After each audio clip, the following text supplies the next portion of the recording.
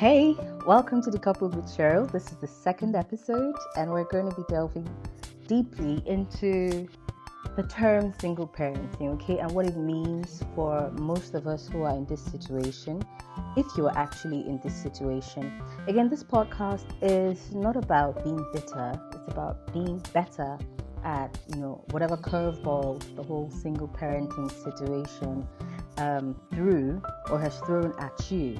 Okay, so but we need to understand really what we're getting into and the labels, So there's been some sort of debate going on, and some people have come out to say, oh no, this is not some kind of competition. It's not a term that gives you some sort of clout. No, it's not something that you have to come out and say, oh, I'm a single parent, I'm a single mom, I'm a single dad, so that people can like sympathize with you and all of that. And yes, I agree with that. And we're not. The purpose of this podcast is not to come out with that kind of angle. It's more like, okay, so you're a single parent, so you're a co-parent, and from my research, apparently they're parallel parents as well. But the whole idea is whatever label, whatever situation that you're in, how are you going to be the best parent that you can be? And these things are hard, and let me tell you why. So typically, when you come out of a relationship, you're probably married before, you had a partner, and for some reason you split. There's this whole conflict thing that goes on that makes split partners just want to get out of each other's hair, and I don't want to see you again, I don't want to have anything to do with you. But it's literally impossible, if you're in your right mind, because you have a kid in between, right? So a single parent, like I said the last time, is someone, and I will stress someone, because it's not just single moms who are out there, even though the percentage of single moms is higher, but you also have single dad scenarios, and we're going to be covering all of that. But yeah, whether single mom, whether single dad, the whole idea behind the term single is that you are almost entirely responsible for the care and the upbringing of your child or children. Now, care and upbringing doesn't end with finances, so it's emotional upbringing, it's behavioral upbringing, it's just everything that has to do with that child. And so if you have a partner or an ex, and they're coming through in one area and doing absolutely nothing in the other area, you're most likely a single parent. Okay, now I'm going to talk about this new one that I found online.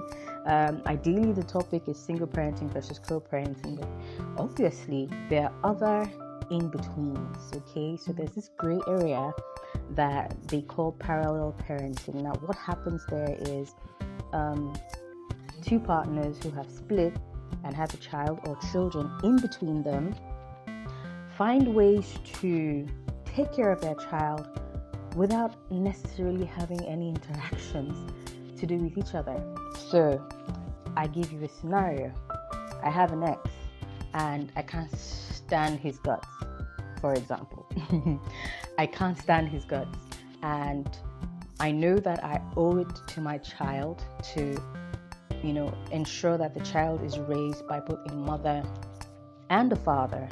So I allow the father to play his role, and we just do things in such a way that we avoid conflict and not get into each other's faces, but we're taking care of the child together to a large extent.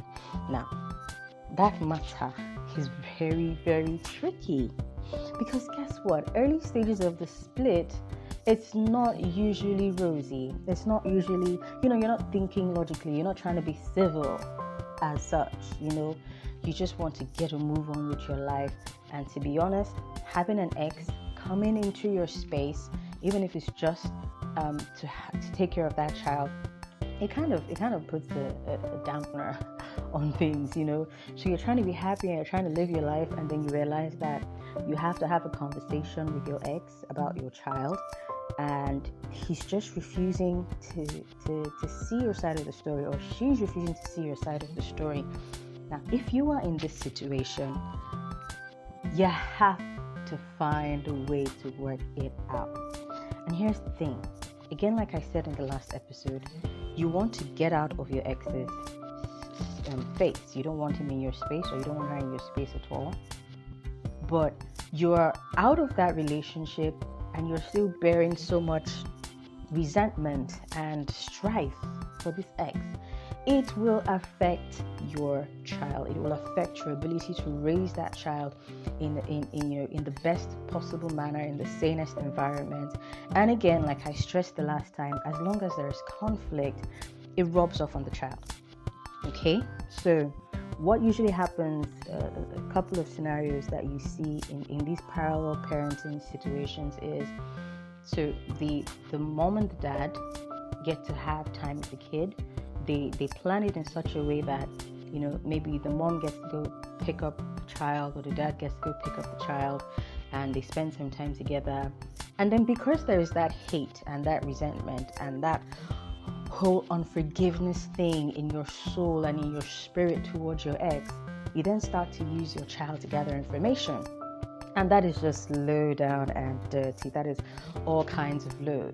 You're trying to ask your child, oh, so is your dad going out with someone now, and all of that. And then you put these children in the middle of these situations, and they're just uncomfortable.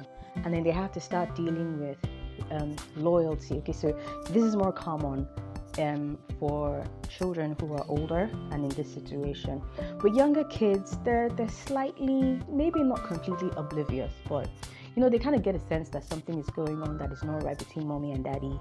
And then depending on the parent's ability to kind of play on that child's emotions, so they know a child is not supposed to get a certain type of gift or toy or something, and they go all out to buy it so that they can win the child's favor. That's what you see with younger children. But with older children, it's about that whole information gathering, and then you start to lose that whole essence of true parenting, because you're just trying to turn your child into a snitch and all of that. So not healthy. Okay, so this works both ways, whether the person in question is an ex, so I'm a female and my ex is a male. It works both ways, between myself trying to use my child to get information about my ex, and the guy also trying to use my child to get information about me. So unhealthy, so unhealthy. And as we go on in this series, we're going to be looking at all those areas and saying, how do we get past this? How do we deal with all of this? Okay, but yeah, parallel parenting is what they call that. Now, so in some cases, you go from a single parent type scenario where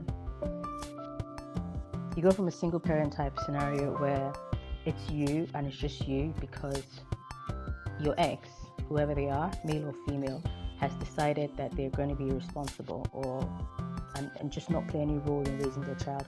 And you go from that to, okay, let's raise this child together, but I hate your guts. So, we're doing it, but then we're doing it from a place of spite. Also not good.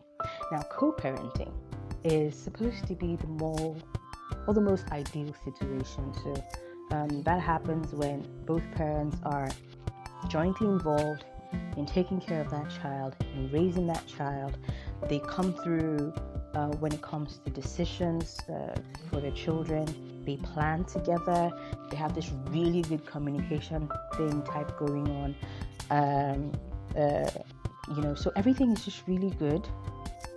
That's a co-parenting type situation. So they make decisions together, and there's this whole level of maturity, and everything is peachy.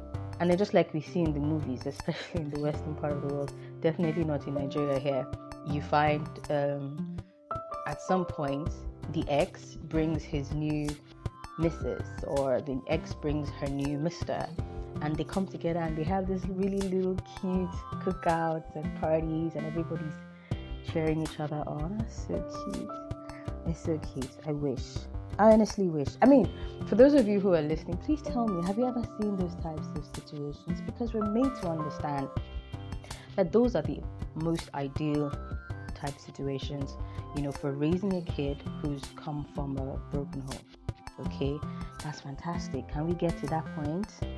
How do you get to that point? Please tell me if you're dealing with that, or if you're in that situation.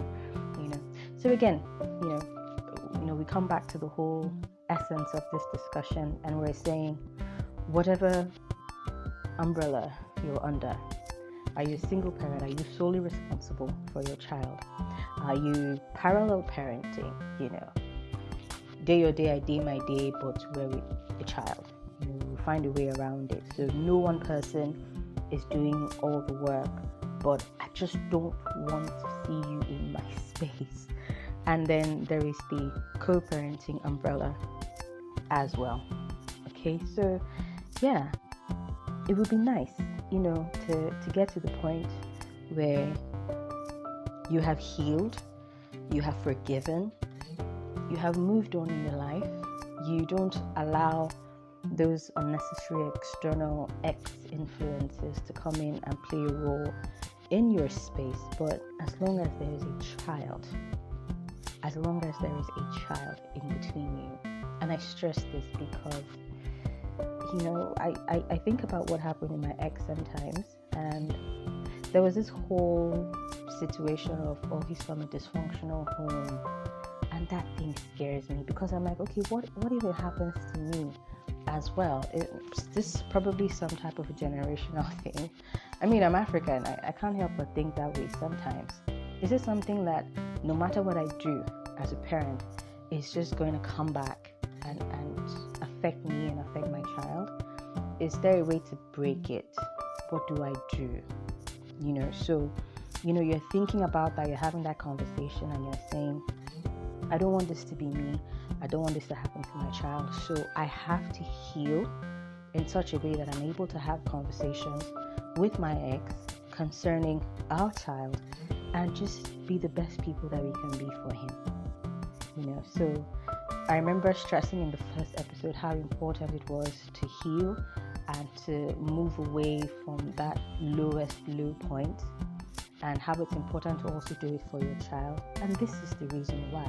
Because you do not want your child growing up with just one influence, which is only maternal, or growing up with one influence and that's only paternal.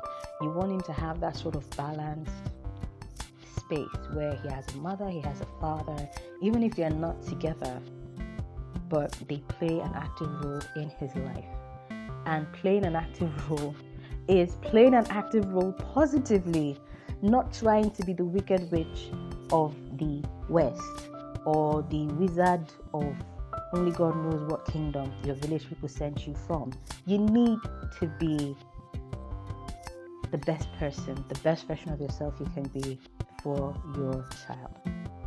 So that's the whole essence, single, co-parent, parallel parent, whatever. I mean, who cares about these labels at the end of the day? We just want to get past this, and at whatever stage, we just want to excel at it. Now, let me stress that whether you're a single parent or you're a co-parent or whatever, that stage is a phase, right? So I know a lot of single parents, myself included, who want to get a move on with their life, and sometimes I'm thinking, okay, if I can just X my ex, play on words, forgive me, if I can just get him out of the situation and get married to somebody else, then I don't have to worry about my son not having a father figure, because I feel that is so important for him, so that this whole supposed generational dysfunctional family thing doesn't replay itself in his life. So I'm thinking about that, and to a large extent, I would really like for that to happen as quickly as possible. But guess what? It's been 7 years, and not for lack of trying, that hasn't happened. So guess what? I still have to deal with Papa D. I have to, and I have to do it in the best way, and that's the whole essence of this. So forget about the labels. Don't call yourself a single parent for clout. If you're getting assistance from the father of your child, whether it be on a parallel level or on a co-parenting level, own up to your status. If you're a co-parent, you're a co-parent. Give your ex credit for whatever is due to them, as far as raising the child is concerned. Don't be forming single parent for clout. Not that we care about it. I mean, at the end of the day, the most important thing is the child, not who you are in that space. Just be yourself. But if you're a single parent, big ups to you. But you want to try and ensure that there is that, should I call it, wholeness as far as raising your child is concerned. Your ex may not be in the picture, whether male or female. They may not be in the picture, but then you have to find a way. And in the course of the series, we're going to be talking to a lot of single parents who are dealing with this, and we'd like to get their take on, how they've been able to survive, and what happens when there's absolutely no presence of the ex, and how do you ensure that your child is getting like a wholesome experience growing up, not having to go talk to other people that they're not supposed to talk to because he doesn't have an active mom in his life or an active dad in his life. We're going to be covering all of that.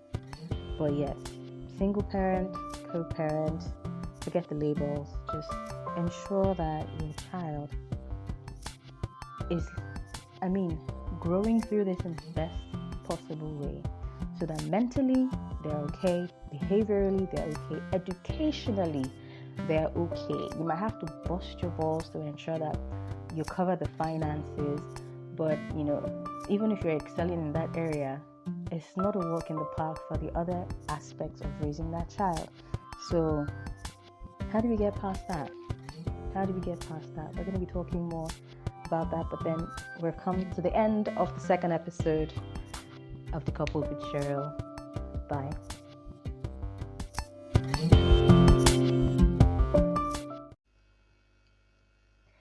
Thanks again for listening to this episode of Decoupled with Cheryl.